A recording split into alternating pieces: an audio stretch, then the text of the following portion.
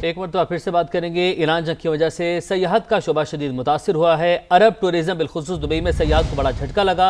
रमज़ान की रौनकें हों, ईद की खुशियाँ, सब कुछ मांद पड़ चुका है। दुबई में सयाहों की सारी प्लानिंग धरी की धरी रहेगी, जबकि दुबई की मईशत का दारोमदार ही सयाहत पर है। तो टूर ऑपरेटर्स हों या दुबई में मौजूद सयाह, सभी परेशान हैं। कारोबारी अफराद की बिजनेस मीटिंग्स भी मनसूख करना पड़ गई। बिल्कुल, दुबई में सयाहत को बड़ा धचका पहुंचा है। मलेशिया और थाईलैंड की अगर बात करें तो वहां का जो रुख है वो लोग कर रहे हैं टूरिज्म के लिए। तो आपको अब अपडेट करें कि दुबई में सयाहत को बड़ा धचका लगा है। रमजान की रौनकें हों या फिर ईद की खुशियां, सब कुछ मांद पड़ गया है। हनीफ रिंच साहब हमारे साथ मौजूद हैं, हमारे साथ पहले भी शामिल गुफ्तगू थे। उन्होंने अपने मसाइल भी बताए और टूरिज्म के हवाले से उन्होंने बताया कि आयाटा को उनकी जानिब से SOS एक मैसेज भी अभी किया गया है कि लोग रिफंड्स का मुतालबा करें। हनीफ साहब, क्या रिस्पॉन्स होता है यूजुअली जब कोविड डेज में ऐसे मामला हुए? आयाटा से आपने तब भी रब्ता किया होगा, तो जो इंटरनेशनल एयर ट्रांसपोर्ट हमारी जो ये एसोसिएशन है, वो इस मौके पर ऐसे सूरत हाल में कैसे रिस्पॉन्ड करती है? रिफंड जारी किए जाते हैं या वक्त मांगा जाता है? नहीं, बिल्कुल, उन्होंने पहले भी माजी में भी बहुत हमारे साथ कोऑपरेट किया था और काफ़ी हमारी यानी जो कुछ उनके बस में था उन्होंने हमारी मदद की थी, क्योंकि ये लोग समझते हैं इन सारे मामलात को। तो मैं अभी भी पुरुम्मीद हूँ कि इंशाअल्लाह जो अभी हमने उनको एक मैसेज दिया है या मेल की है, उसका जो है वो इंशाअल्लाह पॉजिटिव रिस्पांस आएगा। उसके अलावा मैं आपको एक बात बताता चलूँ कि देखें, अभी जो सयाहत के शोबे की आप बात कर रहे हैं, हमारे पाकिस्तान से 70% जो हमारा लोग जाते हैं वो रिलीजियस पिलग्रिमेज है। मिसाल के तौर पे उम्रा, हज और ज़ियारतें। तो हज को तो थोड़ा टाइम है, लेकिन उम्रा और ज़ियारतें बुरी तरह मुतासिर हो गई हैं।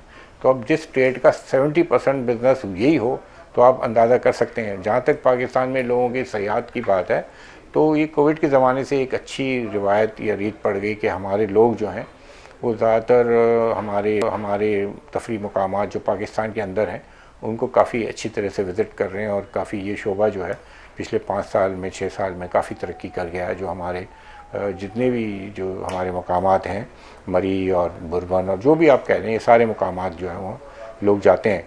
तो अब हमारे पास इतना ज़्यादा पाकिस्तान में टूरिस्ट है नहीं, इसलिए कि महंगाई बहुत हो गई है और हमारे लोग जो हैं सब लोग ये अफोर्ड नहीं कर सकते हैं कि इतना डॉलर खर्च करें यूरोप और अमेरिका जाके, तो कम ही जाते हैं। उनका तो अभी फ़िलहाल वैसे भी रमज़ान शरीफ में लोग जो है उम्रा और ज़ियारतों वगैरह पे जाते हैं। तो लेकिन अगर खुदा न ख्वास्ता ये तवील जंग हुई और हज तक गया मामला, तो फिर तो पता नहीं क्या मामला होंगे, वो अभी मैं तो इसके लिए कुछ भी नहीं कह सकता।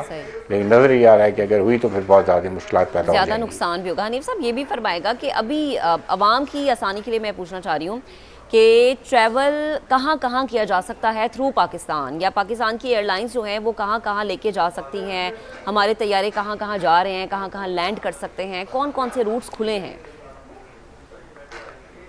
वो तो देखिए, मैंने पहले भी अर्ज़ की थी, साउथ ईस्ट एशिया जो है, Thailand, Hong Kong, Singapore, Japan, Sri Lanka, Male, Australia, ये इलाके जो हैं इतने डिस्टर्ब नहीं हुए।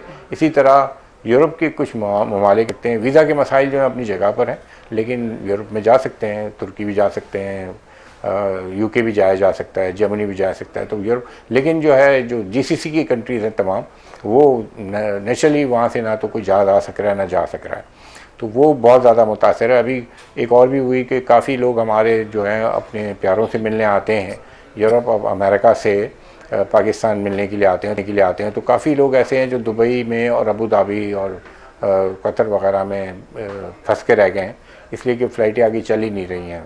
अगर कोई साहब आ रहे थे ह्यूस्टन से, तो पता चला दुबई में, और वहाँ से कराची आना था या लाहौर जाना था, तो वो फंस के रह गए हैं दुबई में या अबू धाबी में। तो ये भी लोगों की मुश्किलात में इजाफा हुआ है। अब देखें कि अगर कोई ऐसी एक्स्ट्रा फ़्लाइट चलाती है एमिरेट्स या इतिहाद वगैरह, तो आती रहती है एडवाइजरीज, लेकिन अब तक उसके ऊपर कोई बाकायदा ऐसा कोई अमल हुआ नहीं है। अब उनके ऊपर है कि वो देखेंगे अपने रिस्क फैक्टर कितना वो कवर कर सकते हैं, उसी हिसाब से वो जहाज़ चलाएंगे। बिल्कुल सही है। साथ ही मौजूद ज़रूर हम लोगों से राब्ते में रहते हैं, हम बताते रहते हैं।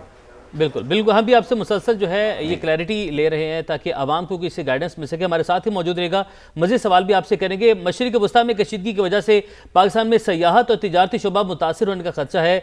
दरामदाद मुतासर होने से टैक्स रेवेन्यू पर मनफी असरात का भी इम्कान है। खलीजी ममालिक में कारोबार रोजगार में खलल की वजह से तरसीलात ज़र भी मुतासर हो सकती हैं। तो हुकूमत ने मुतबादिल प्लान पर काम शुरू कर दिया है। वो प्लान है जानते हैं, इस्लामाबाद से समा के नुमाइंदा शकील अहमद हमारे साथ मौजूद हैं। तो शकील, इस जंग के पाकिस्तान पर क्या असरात हैं और क्या असरात पड़ सकते हैं? हुकूमत का मुतबादिल प्लान क्या है जिस पर हुकूमत ने काम शुरू कर दिया है?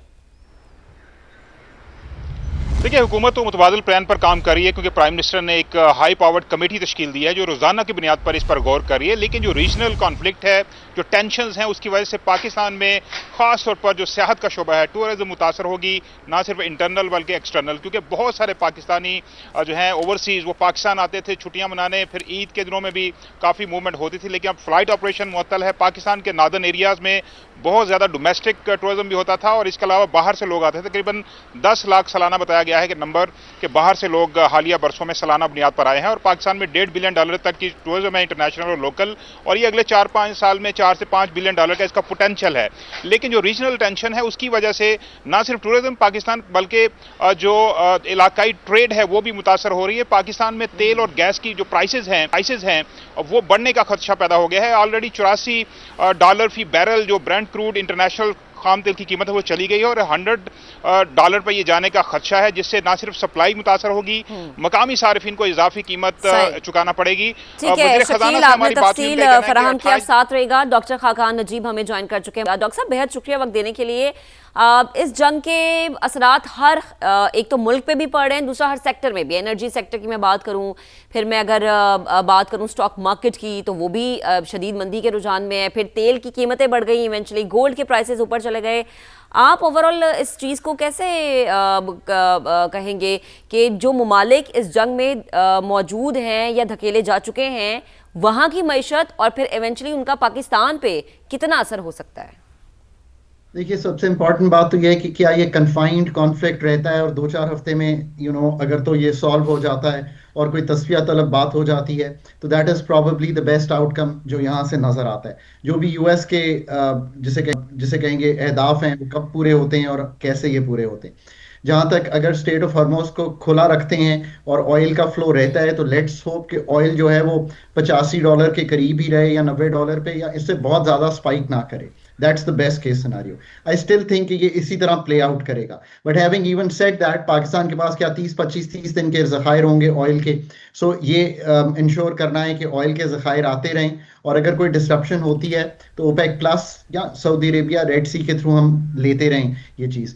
दूसरी बात यह कि लेट्स होप के रेमिटेंसेस जो हैं वो थोड़ी तो हर्ट होंगी, बिकॉज ऑब्वियसली लोग वहाँ पे पैसे उनको भी ज़्यादा चाहिए और पाकिस्तान भेजने में उनके पास अगर कोई लॉस होता है तो उससे भी कमी हो सकती है। नंबर 3, जिस तरह पाकिस्तान FDI और एक्सपोर्ट की बात कर रहा है तो अभी तो 2-3 महीने जो है एक ग्लोबल इकोनॉमी भी थोड़ी सी स्लो हो जाएगी। लोगों की परचेजिंग जो कंज्यूमर डिस्क्रेशनरी स्पेंडिंग है जिसको कहते हैं दुनिया की, वो भी कम होगी। तो आपके अपैरल हो गए, आपके जितने भी नेटवेयर हो गए, जो भी आप बाहर बेचते हैं, बेड लिनन्स हो गई, उसमें भी एक तब्दीली आ सकती है। लॉन्ग टर्म शॉर्ट टर्म में तो ये मैनेजमेंट है पाकिस्तान को करनी है, थोड़े अपने खसारे को संभालें। ये बड़ा इंपॉर्टेंट हो गया। मैं हैरान हूं कि मैंने अभी थोड़ी देर पहले एक ट्वीट किया कि एक कंजर्वेटिविज्म ऑन दी एनर्जी सेक्टर, यानी कि आप कंजर्व किस तरह करें एनर्जी को, इसकी एक आई थिंक मेरे ख्याल में तो सामने आ जानी चाहिए थी, जिसे कहते हैं एक खाका जो है पब्लिक सेक्टर के लिए, प्राइवेट सेक्टर के लिए और लोगों के लिए। So that's my really take to the people of Pakistan. They should start conserving energy so that हमारा इंपोर्ट बिल कम हो जाए from what it was last month. और अगर हमें कोई जिसे कहते हैं कंटेनमेंट करनी पड़े तो demand management in the short run लोगों को करनी चाहिए। कार पूलिंग करें, बहुत सी डिस्क्रेशनरी बाहर जाना को रोकें। हुकूमत की सतह पर पब्लिक सेक्टर में बहुत सी चीज़ें की जा सकती हैं, जिसमें may be work from home शामिल है, हाइब्रिड वर्क शामिल है, lot of things. So I have written a detailed thing and we can talk about it someday. I think that's become very important अगर आपने वाकई सीरियसली मेजर्स लेने हैं। इसी तरह प्राइवेट सेक्टर को भी ये करना चाहिए। और आखिर में मैं कहूँगा कि जो लॉन्ग टर्म पाकिस्तान की थिंकिंग है वो आज भी ये होनी चाहिए कि food security energy security is macro stability, and macro stability is a must. आज अगर $16 अरब के जखायर जो कि IMF एंगेजमेंट इसका जैसे कहेंगे के फ्रेमवर्क में रहते हुए आप बना पाए, वरना तो बहुत तकलीफ होती। लेट्स होप कि ये 3-4 महीने हफ्ते इस तरह गुजर जाएं and we can move from there.